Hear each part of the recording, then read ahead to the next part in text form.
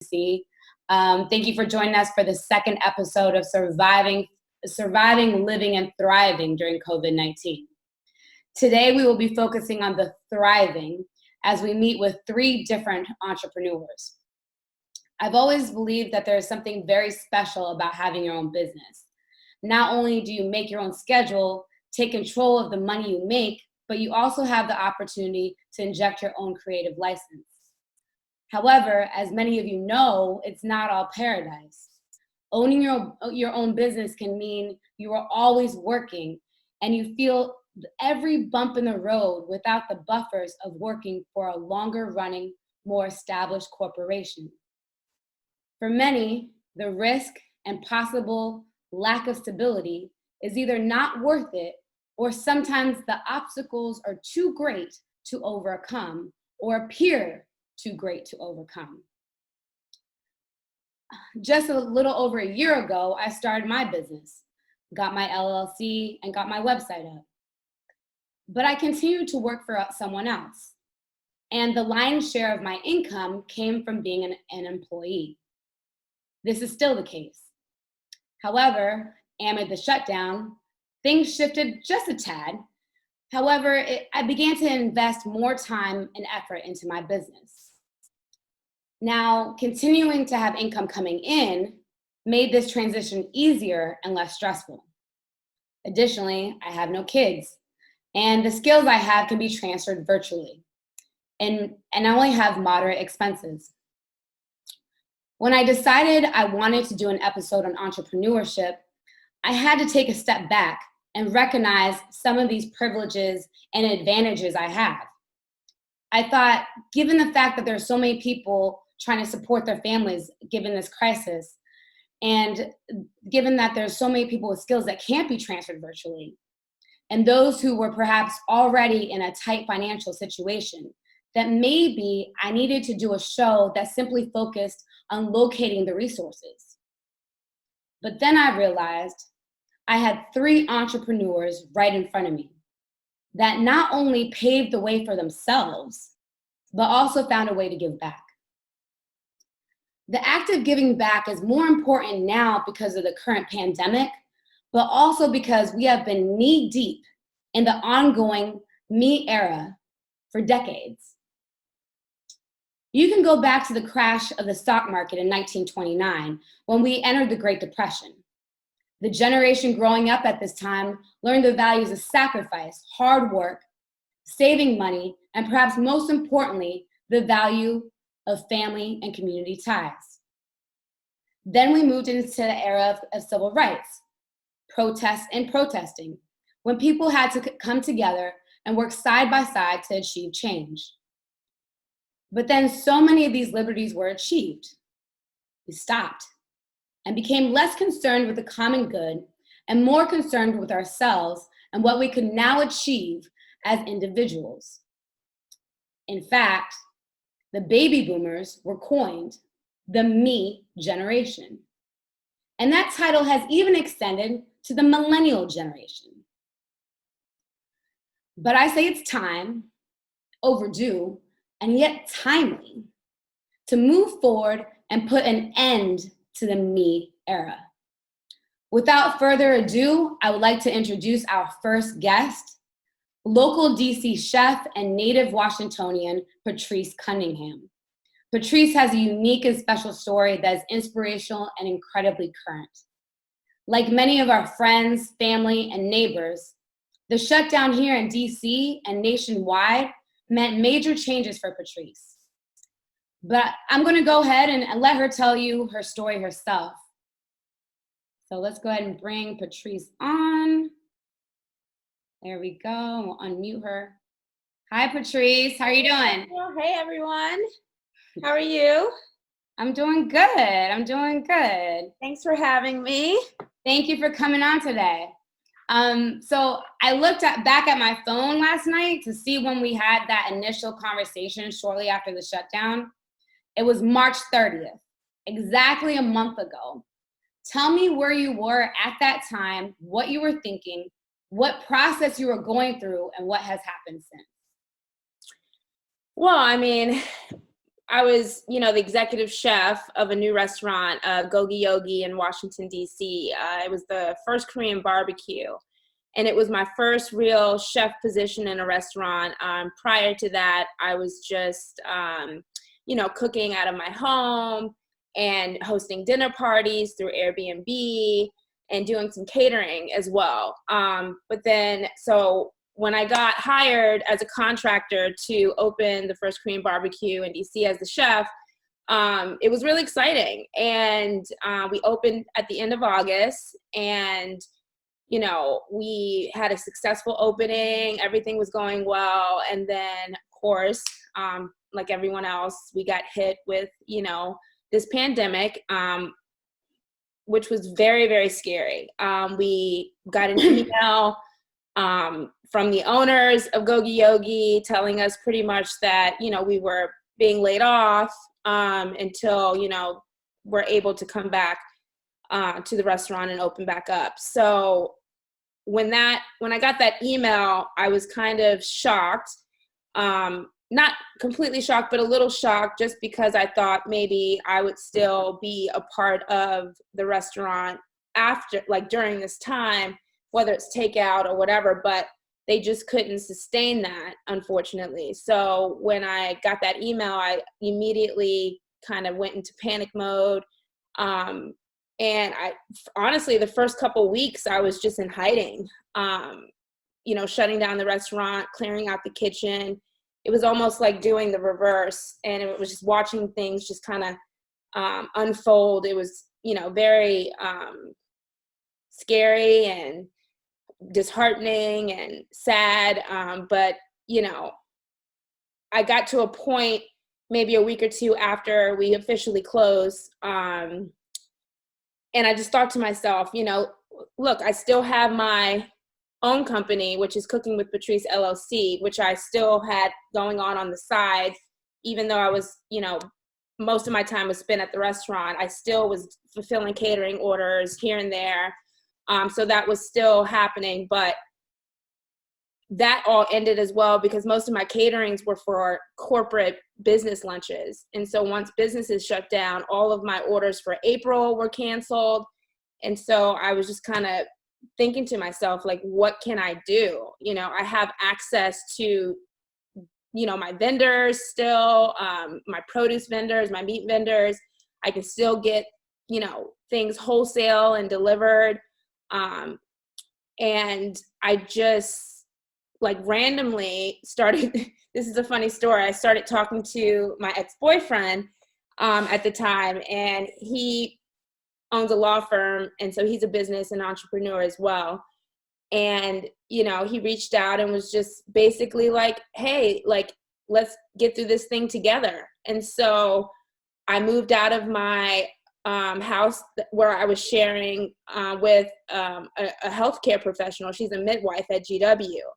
And so it just made sense to just kind of make that move and, kind of move back in with him where we used to live when we were together.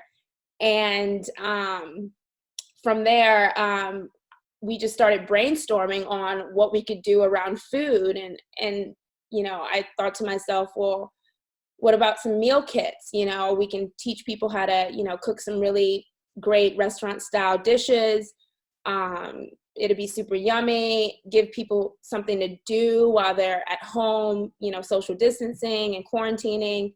And so, we just started off with the first meal to see how it would pan out. And so I ordered regularly through my vendors that I had access to with my catering company, and they agreed to deliver to my home instead of Union Kitchen, where I was producing out of. So I was able to maintain, social distancing and be able to produce out of my home. So that's kind of where it all started. And that was about 4 weeks ago. This is my 5th week, my 5th meal kit week.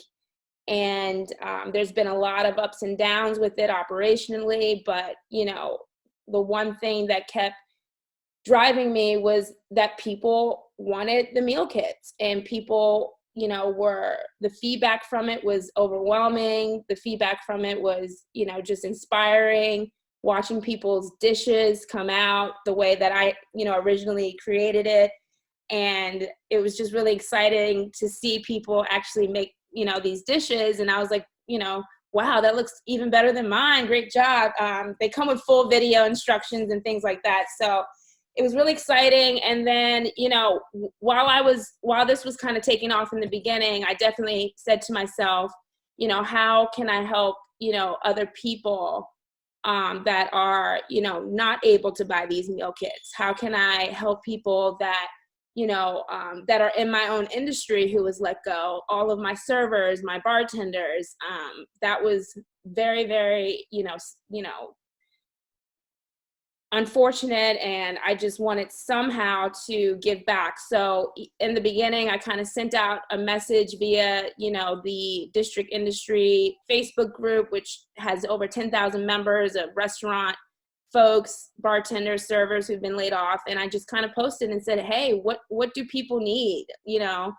And it was shocking to see that, a lot of folks just needed basic necessity, like essential, like things to, function, whether it's toothpaste, soap, dish detergent, laundry detergent, diapers, baby wipes, shampoo, tampons. So I said to myself, the proceeds that I make from these meal kits, I'm going to devote some of that to creating care packages for those in need. And so I started to get responses from my post about, people who needed some help. And I started creating a running list of those people. And I've been able to get, a pretty substantial care package to a person every week. And, that's been the most fulfilling part, I think, out of this whole experience, knowing that I could help someone, as others are helping me get through this time. And, I'm sending one out tomorrow. So the care packages has toilet paper, paper towels, soap, toothpaste, shampoo and conditioner. And if there's anything specific that they need, whether it's baby wipes or anything like that, I'll add that stuff into it as well.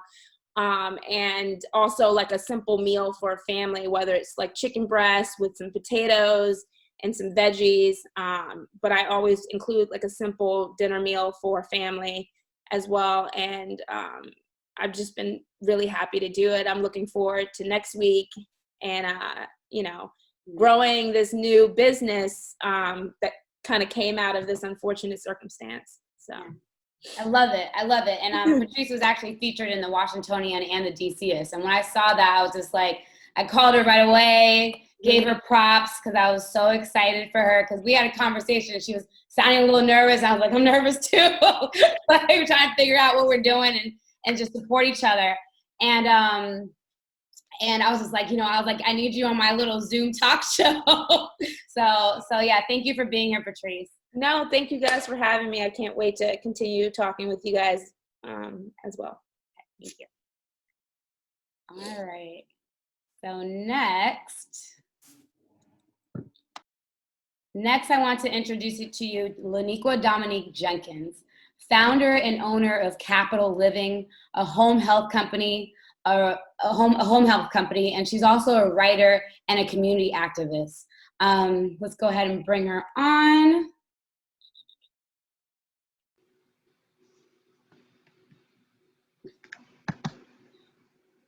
Hey, how's it going? Hi, it's going really well. Good. Thank you for coming on today. I know you have a lot on your plate right now, so I really appreciate you taking the time to join us. Can we start with you telling us about how you started Capital Living and what was the inspiration behind that? So basically, the simple equation for the birth of Capital Living was essentially my passion and my heart for people mixed with opportunity and necessity. So, oh my gosh, you're frozen on my screen. Are you having challenges hearing me? I did for a second. You froze for a quick second, but you're good now. Oh no, it's so unnatural, like talking to a monitor. I know. Like, I'm so extroverted and so relational. I'm trying to like get my chemistry with the screen. At any rate, I'm not sure where I got muted or blocked out, but necessity, opportunity, and my heart for people. So it was just all of those things mixed together that kind of encouraged me to take a leap of faith and start Capital Living. That's the consolidated version. You froze again. No, I'm here. I just stopped my video to give you the spotlight there. That's all. Oh, that's That's so all. thoughtful. All right, we're gonna talk more about that because I know you told me a little more about that before. So we're gonna come back to you though. Yeah. So let me go ahead. I'm gonna introduce our next guest here in a second.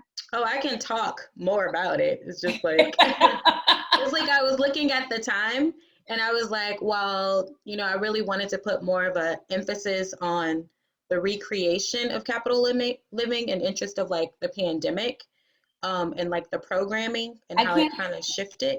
I can't see you. Go ahead and reshare your video there.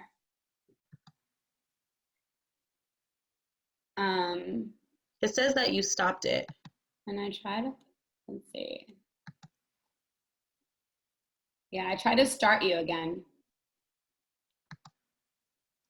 Can you see me? Yeah, now I can. Okay, cool. I'm Cool. so disappointed. I'm having all of these tech challenges. No, that's okay. That's okay. Yeah, But I mean, first, because we're gonna come full circle as to how you adapted and whatnot. But if you could tell us what was your inspiration? Because I know you had a specific, if you can share a little bit about it, whatever you want to share about that. Because I know there was a specific inspiration you had behind starting a home healthcare business, which I think is really unique. Like I think home healthcare is not something that people our age tend to think about. I think we're starting to as our parents age, but if you could talk more about that. And I think that so mine is more of a home care agency. So in Maryland, I operate as a home health care agency. So it's two totally separate industries. One is skilled nursing and one is unskilled nursing. And sometimes we kind of think that that represents people that are 55 and older. And that's partly true, but it also encompasses a demographic of folks that may be differently abled or disabled, depending on the vocabulary you want to use.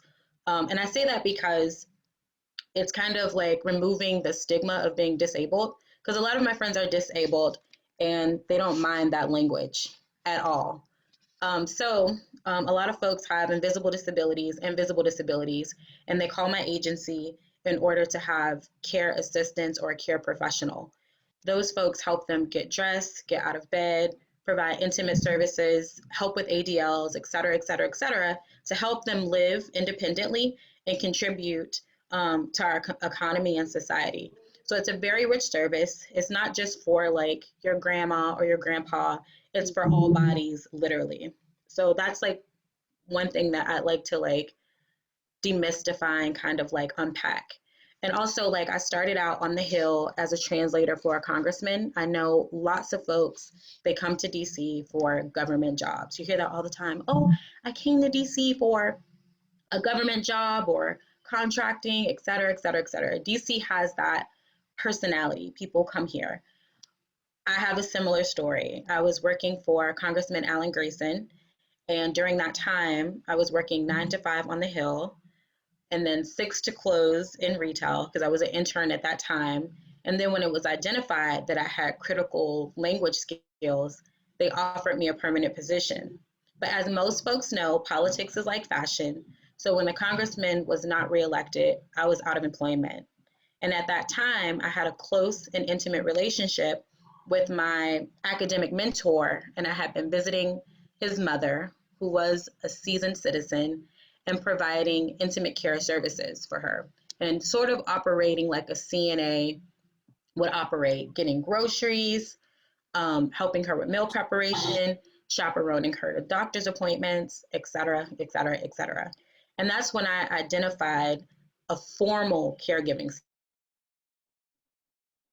set. At that point, every point before that, it seemed organic and very natural. Like I think I've always cared for people. I've always been very attentive. I have several nieces and nephews, and it really represents my moral compass to really want to help people.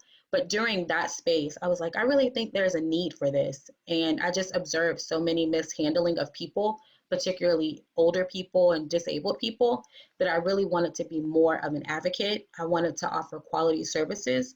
And that's when I started to carve out what it would look like to formally structure these sort of services. And that's how Capital Living was birthed. I'm not sure how, oh, you got it. Yes. Hey. All right. Thank you, Laniqua Dominique. You're welcome. All right. So 1 second, we're going to bring on our next guest.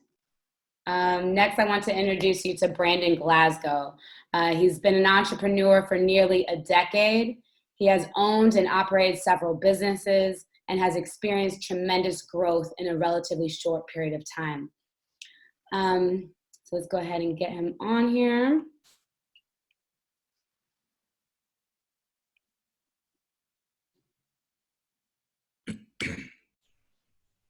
Hey, Brandon, how's it going?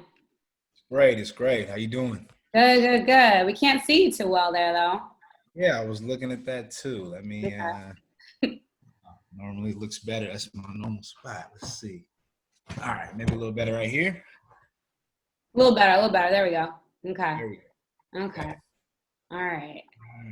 So Brandon, can you start with telling us how you first stepped out and became an entrepreneur and what the initial process looked like? You know, for me, it was 2011. I had just, I'd moved from Southern California, and I moved out to the Bay Area, took a job to help someone with their company, actually. They needed some strong leadership, and I had a background in that already. So, you know, I decided to do that. In the midst of doing that, I know I wanted to open up something because prior to that, I had worked for a lot of companies, done a lot of great work, and it had basically had me traveling up and down the West Coast, and I just felt it was time. I didn't know what it was, but, you know, I ended up meeting my business partner in the business I was in, and me and him just kind of kept talking about what we should do. We had some ideas, and we didn't know what to do, but I know we had a lot of, I guess, you know, gumption, tenacity, and we were fearless. So basically, you know, he quit one day and just said, you know, whatever. He kind of jumped the gun. Just on a Friday, called me, said, "Hey, I quit." And so Saturday, I said I quit. And from there, the next 60 days was looking, you know, where to open up. You know, in our initial concept, that actually changed. We had the concept to do phone screen protections because I was in the wireless background. I kind of understood that. So we did phone protections, and then it transitioned into phone repairs, which, you know, blew up and was great. It just complemented it. And so, you know, that's how that idea came apart. As far as the journey in between that, I mean, you know, to keep the story short, it was definitely a challenge. The one thing about being an entrepreneur is, you know, you don't have like a blueprint. You know, it's not like we opened up a FedEx and someone gave us everything and the keys and said, we've already done this for 20, 30 years. This was really made up. We were the first people to open up, definitely in the Bay Area, in the malls, to do phone repairs. So it was even a new concept speaking to the leasing agents. They were like, what are you going to do? But, you know, none of that ever stopped us. We thought we had a good idea, and we believed in ourselves, and we believed in what we could do. And, you know, after opening up, things kind of fell into place. You know, I guess that saying is, if you build it, they will come, is really true. So. Okay, Brandon. And I know that those businesses at this point, you've sold those businesses. Yes. You've moved on. Mm-hmm. Can you talk to us a little bit about that? Yeah. So, you know, I guess looking hindsight's 2020, but it was perfect timing. You know, a lot of stuff was changing in the industry. When we opened up, we were really first to the market, which is typically great. Doesn't always equal success, but it definitely puts you in the lead as long as you structure everything right. You know, we went from one location to about 6. We did some partnerships with some other stores that wanted to learn repairs, and you know, we did one out of state as well. But we seen the climate change. It went from being the only one on the block that was doing it to this is the new niche, and suddenly you would have 2 and 3. And what we started to learn, dealing with leases, because that's what it really was. You were dealing with real estate. Is it kind of actually jumped us into what we wanted to do next, which was real estate and build portfolio with that. So we had some people that had approached us and wanting to buy and expand their business, and we ended up hashing out our first deal, and we were happy with it. So we sold our portfolio that we just had for the mall locations. We still kept the other locations that we had in terms of they'll just pay like a fee, a licensing type fee, and moved on to real estate, where we have Airbnbs now under Rex Ramsey Capital. So that's one that we went into. And then the other business that I ended up opening up was Inspired by All, which is a clothing brand. I always wanted to do that too. So ended up, selling that, keeping a little bit of stuff going, and transitioned into real estate with Airbnb. So I have 2 properties right now, working on getting a third, and then my clothing brand. Now, lastly, we're not fully done with Best Form Repair. We've actually transitioned that, where we're actually going to a college to train. So we actually have a class that we're going to be doing. Everything's put together. Right before the COVID hit, though, that class was supposed to start that Saturday, and everything just went crazy. So that's on hold for that. But, yeah, and you've I know you didn't tell me too much about it, but you had to make some changes too when COVID hit. And right now you're doing webinars, and you're able to do training. Can you tell us more about how you were able to make that shift and how that transition worked for you? Yeah, I mean, so right when all of this was happening, there were just some opportunities to basically use my leadership skills, where it could be utilized in management and training. And so a lot of it is now webinars, which is making me think on a lot higher level in terms of frequencies and what else can be done. I really see a great niche that we're going to have with this, and it's actually going to prepare me better for the class that we're doing, because now, instead of actually having to go there and be a teacher and train that, I can expand. So it's kind of it's a silver lining. All this craziness, it does suck. So those businesses and that side is good. The Airbnb side, of course, if anybody's been keeping up with that, definitely took a major hit. The cancellations. Nobody's going anywhere. Yeah, no one's going anywhere. So some of them, I have one that's being that someone's been in there. They booked a whole month, which was great. But another property, it was a lot of cancellations, things like that. So that's been an adjustment. But I think in all businesses, and being that I've, with the phone repair and owning multiple locations and things that I've seen so far, adjustments like this happen. Things happen. No one expected this, but true business, you have to make adjustments and be ready to make something happen, and be able to on the pivot just turn. If you need to, you got to make that turn and make sure that something's going to work out. So, Okay, absolutely. All right, thank you, Brandon. I'm going to go ahead and bring Laniqua Dominique back on.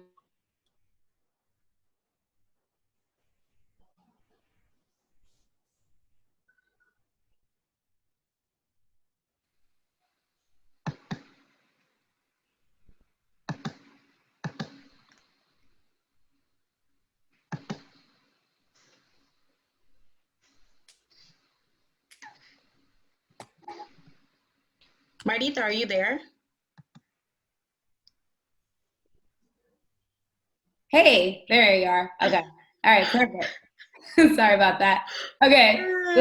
So while you're not originally from DC, you have truly taken a vested interest in your community here. Can you tell us about some resources you have gathered that are currently being offered for those being deeply impacted by this pandemic? And I know you've gotten a ton of resources. So, I mean, if you can just kind of point us in a few, like, let's say 3 different directions of resources. And I think, if you can mention your Facebook page too, I think that would be helpful for people to kind of put that on the radar, because I know you're posting stuff. Yeah, so the consolidated version is, where do I start? So DC Mutual Aid is an excellent organization. They service all of the 8 wards in Washington, DC. They provide essential materials such as gloves and masks, and they also provide food. So if you're in need of any of those services, that would be a great starting point. It's free, and they also provide transportation, And they also have an infrastructure to keep everyone safe. So they actually trained the volunteers to do meal drop-off, how to parcel all of the food and essential items, and also like the exchange and the trade-off. So it's incredibly safe. And again, they offer essential services. So that's like the top of my list when folks are like, oh, I need food, or oh, I need masks, or oh, I need gloves. That's my go-to.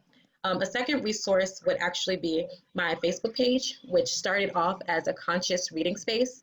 And just, I noticed so many folks were leaning on me because, like you mentioned earlier, I am a community activist, have a huge personality. So people typically like me.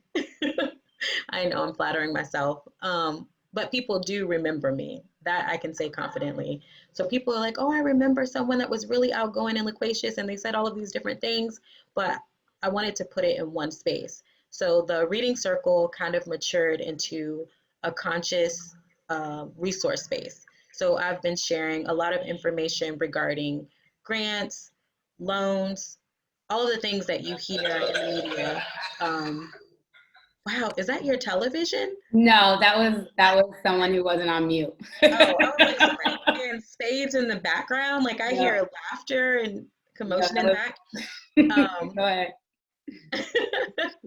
So the pandemic space offers lots of information, not even though the bulk of it is economic, it also has a component focused on recalibrating your energy, making sure energetically that you're feeling okay, daily check-ins, ecotherapy, sustainability information. So basically the information is driven by the engagement of the community. So folks might inbox me or send me a message about something specific, and then I'm more intentional about producing that type of information. Mm-hmm. Also, just from my own personal experience and also purchasing a home in like an up and coming community, I've noticed that a lot of the resources have a lot of parameters and a lot of challenges with entry, particularly for people that are generationally removed from wealth. So when you're applying for these grants, you may see a lot of information that's bulky or unfamiliar or challenging for marginalized communities or working class folks. So we also provide, or I also provide services to help chaperone applying for grants,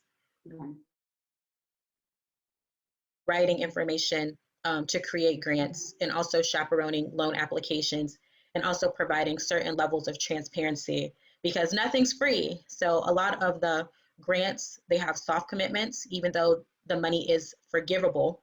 You want to make sure you align yourself to make sure that the money that you receive, either loaned or borrowed, is forgivable. And also being current on the vocabulary and the constant changing of those conditions and those terms that's constantly changing. Specifically with the PPL loan, I can't even remember the actual name, but it's like the one that is specifically for businesses that have employees. So 75% of that grant and that loan is supposed to be forgivable. I'm sorry, I'm using grant and loan. Brandon said the Paycheck protection program. Is that what you're talking about? Correct. Yes, that's exactly what. Thank you, Brandon, for that. I get kind of flustered, like not making eye contact and ensuring that everyone's following the conversation. So this is like, again, so unnatural for me. So I really appreciate you chiming in. Like, I wish I could see your face and like get some head nods, a thumbs up, a virtual high five. Like, I need some love, team. Well, we're gonna have a more of a discussion here in a second. But let me finish this last point. Okay. I don't want to dominate the screen, but yes, the Paycheck Protection Program is one where the vocabulary states that 75% of the funds are used towards paying employees. So a lot of small businesses don't have employees. And then two, if you have employees, trying to find ways for them to have work so that you can actually pay them. So one of the ways to circumvent that is to have virtual trainings or virtual meetings or going into like the virtual world and maybe configuring your business in a way where that complements your brand and you're able to monetize it. So basically, I provide education to prepare folks to be able to compete and participate in certain opportunities like the ones that I mentioned. Okay. Okay, great. Thank you. I appreciate that. All right. So let's bring Brandon on real quick. Let's see.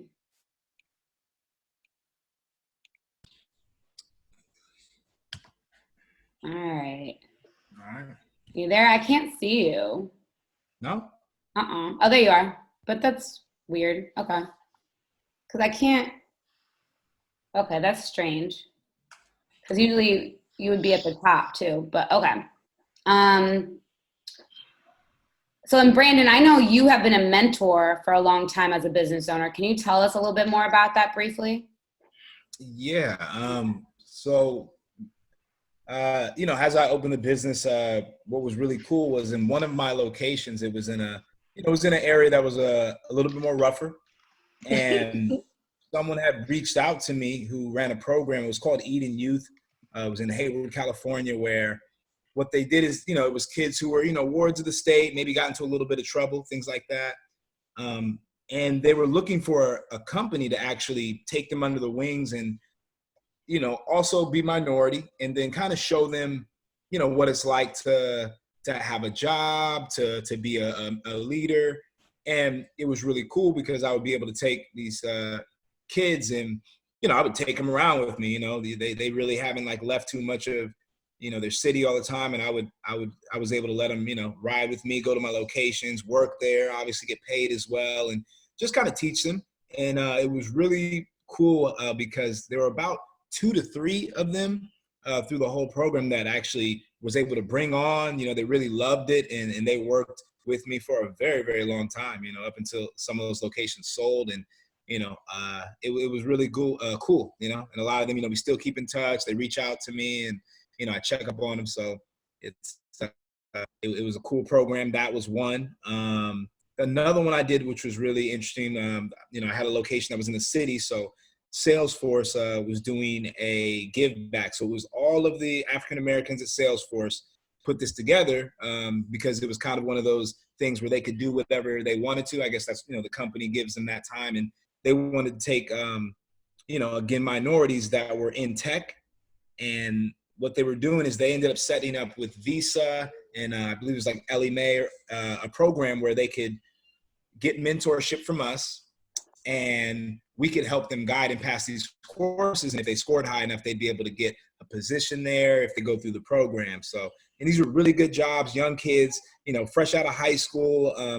Some had, single parent, thing like that. They came from everywhere from Hunters Point to Oakland to, a lot of places where they don't have a lot of resources. So it was very empowering to be able to show them, like minority leaders that look just like you. And, I think a lot of them really loved that. And we did fun activities. We would go for, we'd go to parks, things like that, hikes, and do different things.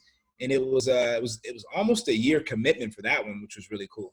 The Eden Youth was just, they would just send me people, and I would go down to their shop and just check on things. But the other one was also very different, and it was cool, and I loved it. And so, yeah.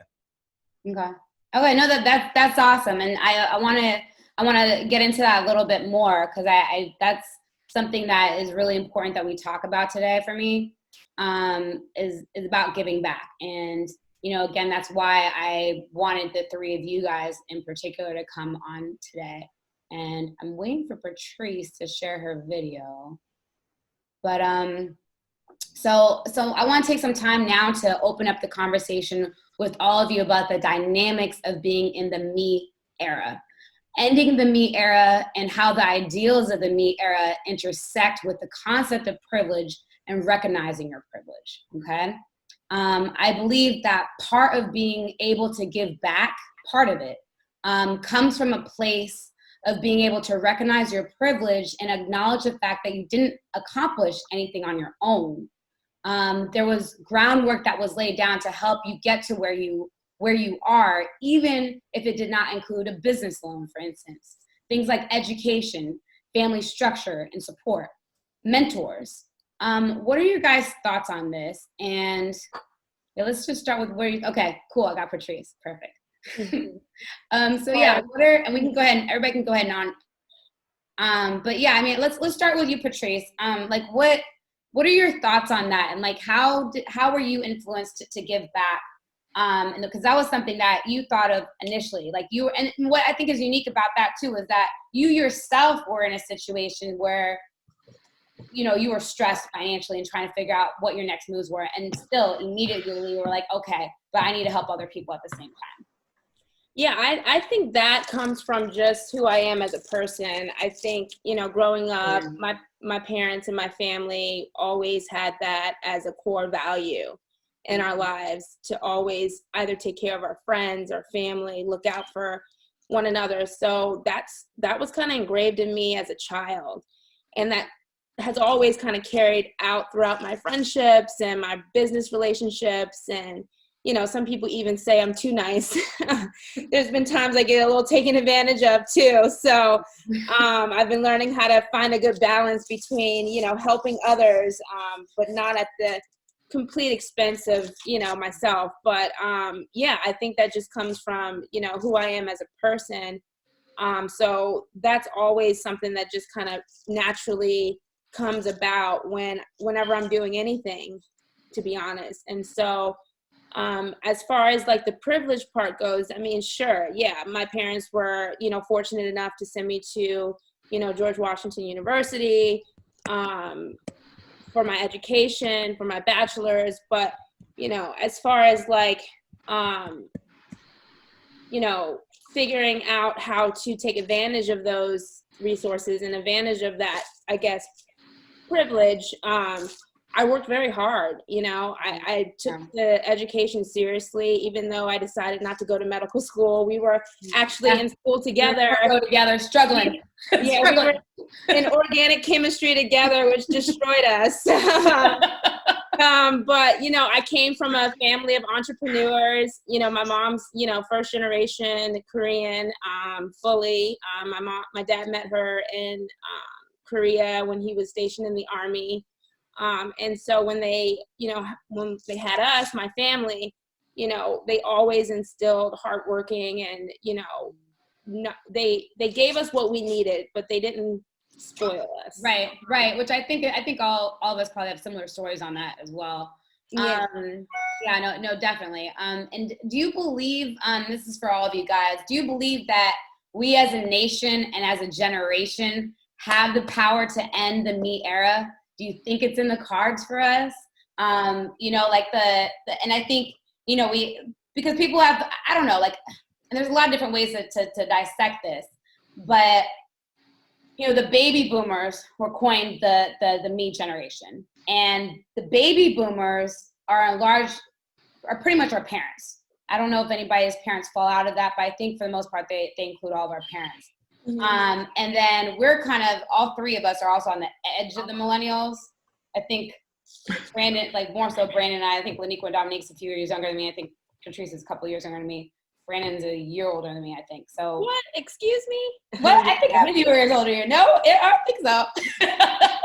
But anyway, so I think you guys, I'm like, you know, but yeah, 1980. But those numbers are all cloudy to folks that aren't in community with us, like the viewers. So like you're gonna have to like air yourself out. Like we need a number. No, so 32. 32. Yeah. Everybody wants to know how old everybody is? Okay, so but anyway, the point is that the point is that 1980 is technically the end of the millennials. I was born in 82. I think Brandon was born in 81. And I think you guys are like 84, 85-ish. Okay, right? Fine. You guys are older. So, I mean, some people won't consider us millennials and still say we're Generation X, but I don't know. I think we're getting included in that. But, you know, I mean, we're definitely a generation that, you know, we've gotten very, you know, we're very attached to our phones. We're very attached to technology. And this situation might even make that worse, honestly. You know, but I mean, are we capable and we've grown up at a time where, like, yes, we've become very aware of, you know, for me, from the time I was a child, of the injustices. Like, that was very clear to me at a very young age, of the injustices, of the racism, of the discrimination. But, you know, we have still grown up with, you know, with a lot of things that our parents didn't grow up with, in terms, you know, since this is way post civil, you know, the civil rights era, when we were born, and we didn't have to go through the things that our parents went through. So, I mean, do you think, but on that same token, do you think our generation is capable of moving away from that me era and coming together, as Americans, you know, on a larger scale, coming together and working together and being more community focused versus me focused? I think that for me, it's reflexive to say yes, because I come from a very African focused, African centered perspective in terms of collective economics, unity, community.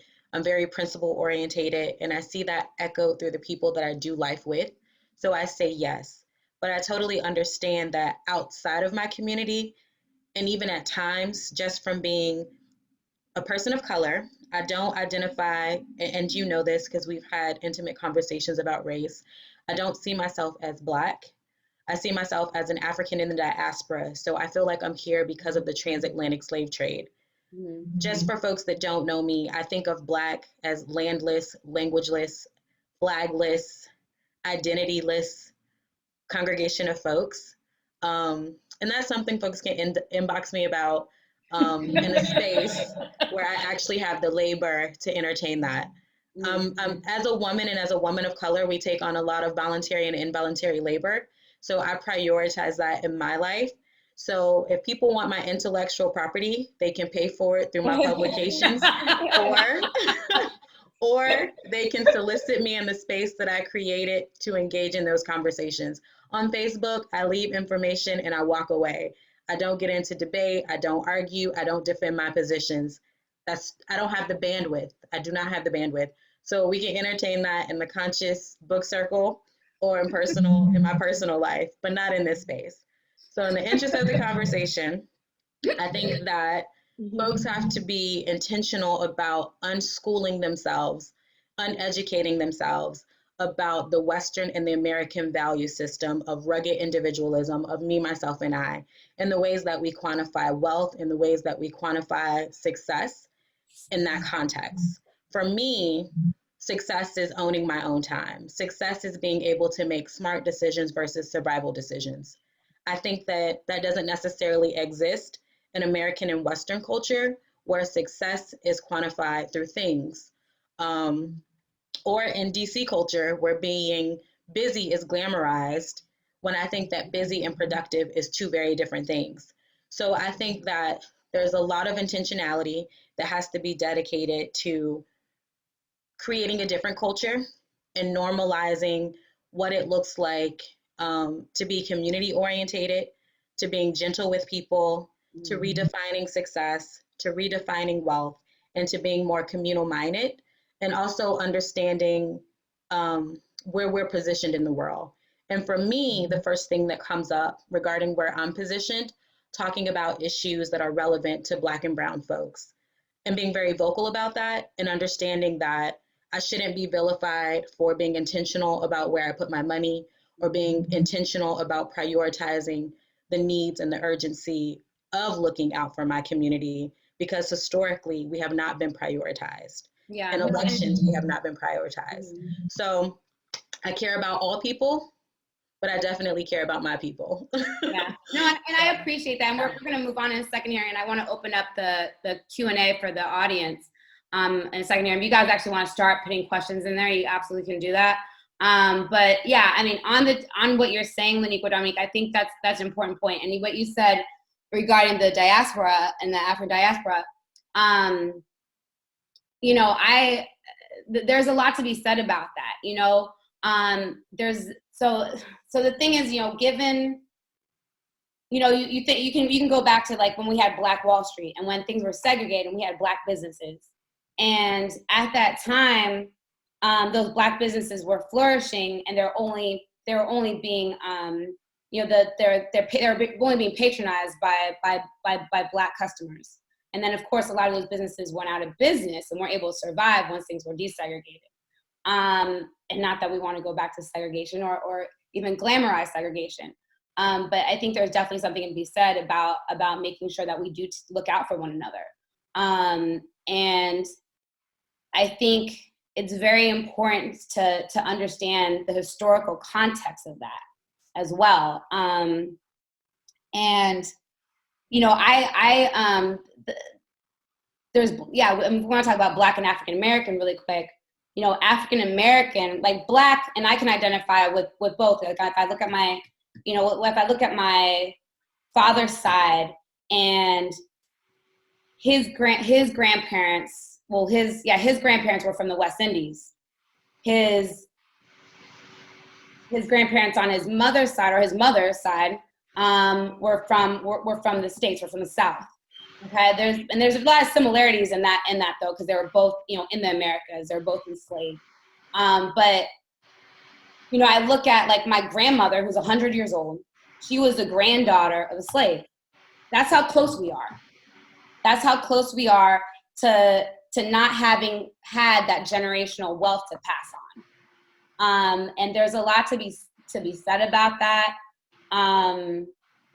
Is that we're playing catch up, and nobody's going to look out for us if we don't look out for each other. Yeah, and that's why I felt like the urgency, like I said, with chaperoning a lot of the application experiences, because bringing it back to privilege, I do acknowledge like the privilege that I have in my own life. So for example, proficiency in the King's English. Having a two-parent household. Yeah. Right. Having a non-regional accent. People often say, where are you from? Or you don't sound like you're from here. So like I speak 4 languages fluently. So I have a very sensitive ear for languages, accents, etc. And like I'm very acquainted with code switching. I feel like being an effective communicator is being able to speak to people, not above or below. So I'm able to tap into my varied, opportunities of privilege, lean into my privilege. Your network is your net worth. I might have someone to mentor, someone to necessarily like open a door, give me an opportunity to speak, give me an opportunity to be heard. And I felt like that obligates me, paired with my, African perspective, to give back, to make sure I'm passing the torch, to make sure I'm developing my community, to make sure that I'm prioritizing things that are important to me, making sure that I have a global mindset, et cetera, et cetera, et cetera. So all of that influences it. And I think that's what also makes me very sensitive to the barriers of opportunity. Like when I was looking at some of the grants, a lot of folks say they have a small business, but it's like, are you filing your taxes? Do you have clean hands? Do you have a CPA? Are you working with a legal firm? Who's doing your bookkeeping? Are you doing your taxes quarterly, not annually? Are you writing off the bulk of your income? Like, do you have an HR department? Like a lot of things that make the business fluid. Otherwise, you just have a really skilled hobby. And it's just like you have to have the infrastructure to make sure that your business is fluid and that it's a well operating machine. And when you don't have, certain levels of privilege, I think that's when the true constitution of an entrepreneur is exposed, because then you lean into organizations like SCORE and get free mentors. You lean into SBA and you take the free classes. And I get it. A lot of people don't have disposable time. That's what working poor looks like. You're going to work, coming home, taking care of your family, or going to work, exhausted, going to sleep, and it can be a cycle. Whatever those variations look like, capitalism is designed to keep you working. And that's what I see in my industry, where folks are begging me to want to be at work because they're prioritizing being at work versus prioritizing their health, prioritizing their safety. We're seeing that a lot now. Others. It's like I have bills, and I'm like, listen, you will have bills even when you die. You will pass down debt. You will bequeath debt to your family. Like, you have to prioritize. Brandon can actually talk to that a little bit more too, because Brandon, that was the whole idea behind you selling your businesses to begin with, right? Was to free up time and to be able to spend more time with your family, correct?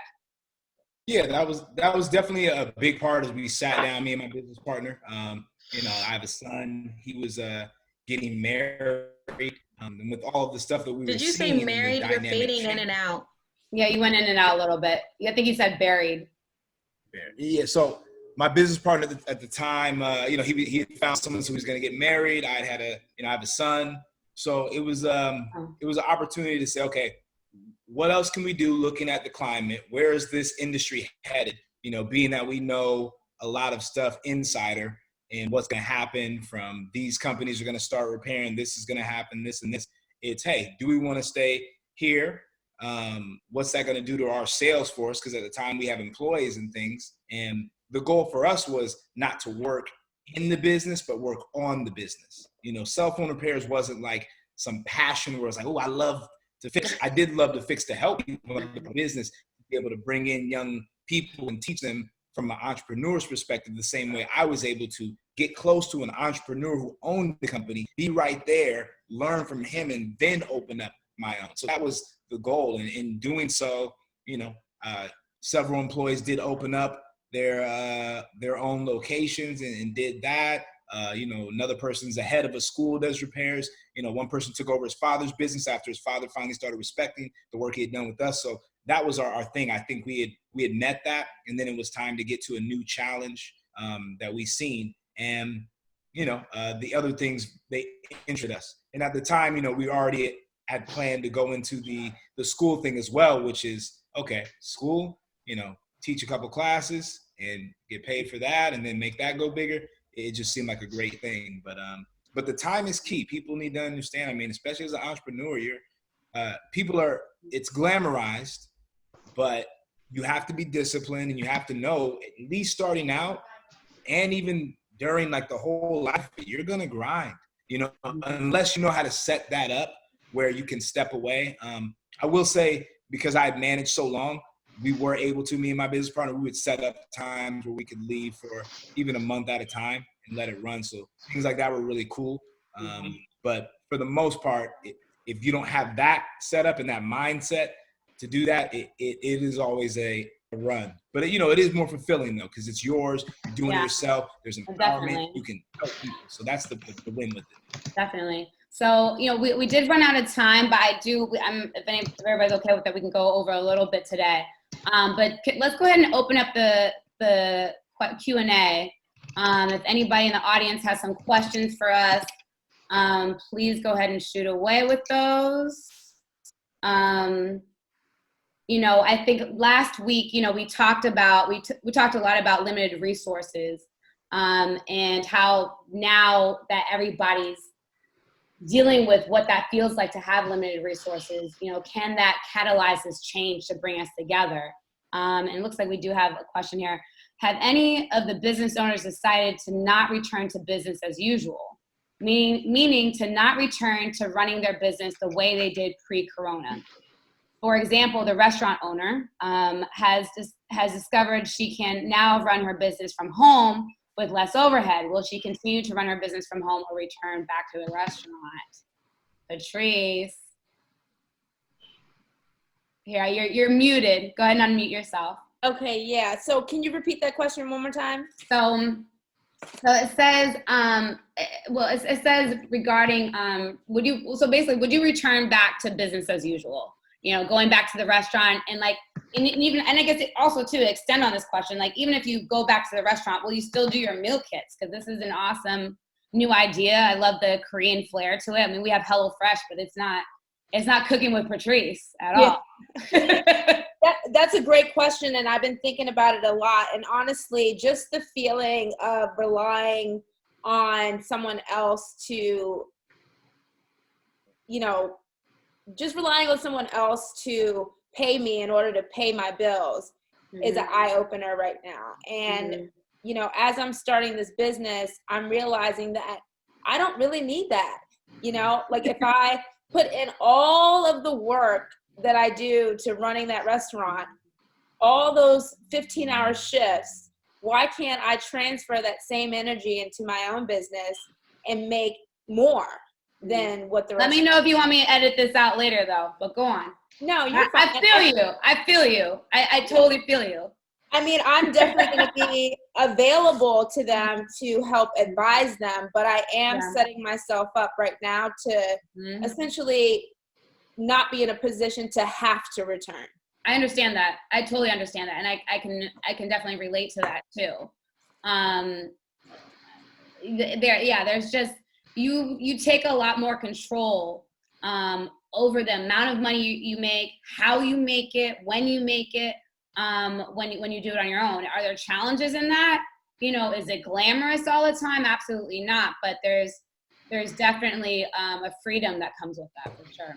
Absolutely. I mean, just being able to deal with your customers and be accountable for them and not have anyone else telling you you're doing something wrong, or, having to, wake up to, a million text messages about X, Y, and Z, and, dealing with different personalities that are also in the upper managements of restaurants and owners and things like that. I mean, it's a headache to have to do that and do the work. So if, you can eliminate that part, then I think the focus on what you're passionate about, the purpose for why you're even doing what you're doing comes out more.